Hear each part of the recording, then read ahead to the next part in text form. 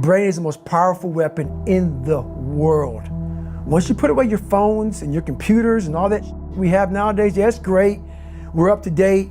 But your brain is the only thing you have when you're going through depression, when you're going through hard times, when you're going through death, real life. You can't Google that, man.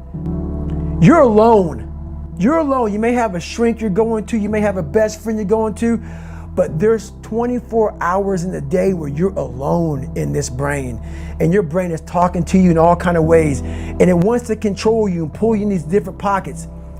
If you can't control your own brain and your brain controls you, you got to tell your brain where you want to go and how you want to go and how you want to get there. You got to control it. If not, it's over.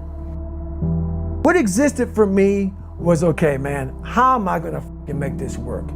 And all I knew back then was hard work. The only way anything gets accomplished. That's all I heard back in those days. You gotta work hard. You gotta work hard. I'm not getting I can't get this paragraph. I can't remember what the is in this paragraph to pass this test to get in the military. Read it again. Still not getting it. Read it again. But if you're not getting it, write it out. And that's how I started learning. Okay, well, I gotta write out everything I do. And then write it out again, and write it out again. And guess what happened? I got it. I got it. I can't swim. I'm negative buoyant. Go back again. I can't swim. Go back again. Go back again. Go back again. I got it.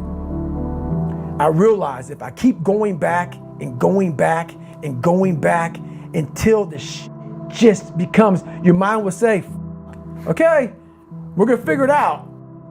Because he is not going to stop.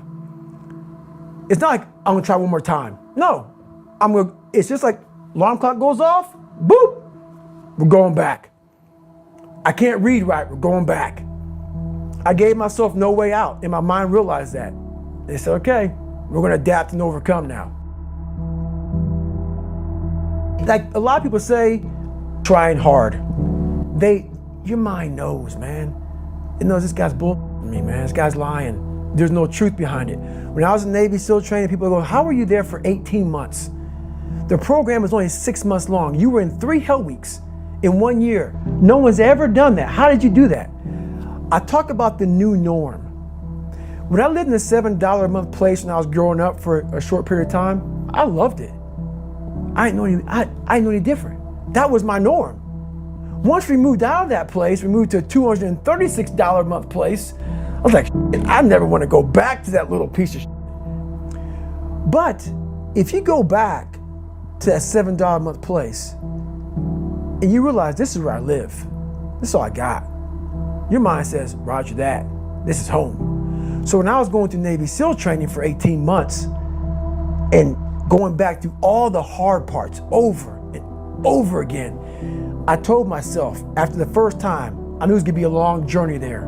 My body was breaking down. It was just how it was going on. I said, you know what, this is my new norm. So my mind said, it's like going to work. Like you go to work, you put your suit and tie on, I go into suffering every day. Every day, suffering, being broken, duct taping my feet up, stress fractures, shin splints, being broken. This is my new norm. And your mind says, if we're not broken, this ain't normal. We gotta be broken. So then your mind starts to get tougher and tougher and more.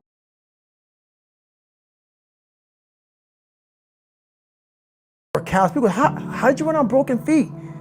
Broken shins. My mind knew this is how we operate. We're in Navy SEAL training. This is what we are. I became hell.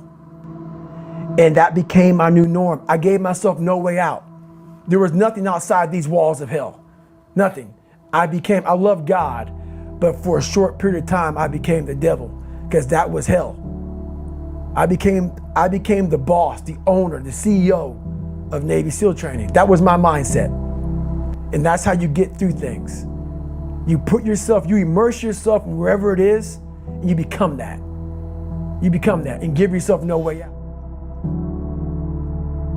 When I was 297 pounds and I was fat as hell trying to be a Navy SEAL, the scariest thing in the world to me, even to this day, was that could have been the rest of my life.